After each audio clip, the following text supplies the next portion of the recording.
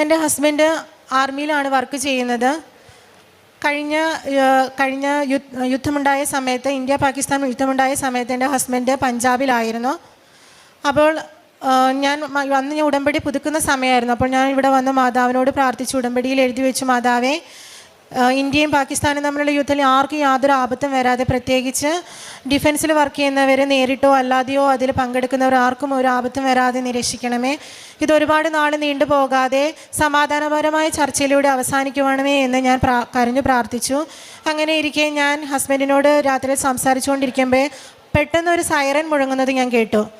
അത് ഒരു അപകട സൂചനയാണ് എന്ന് എനിക്കറിയാമായിരുന്നു.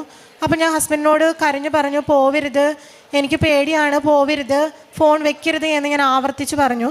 പക്ഷേ ഹസ്ബൻഡ് പറഞ്ഞു, അങ്ങനെ ചെയ്യാൻ പാടില്ല, കാരണം എൻ്റെ ജോലിയാണിത്, ഞാൻ എൻ്റെ രക്ഷ പോലും നോക്കാതെ മറ്റുള്ളവരെ രക്ഷിക്കുക എന്നതാണ് എൻ്റെ ദൗത്യം എന്ന് പറഞ്ഞു.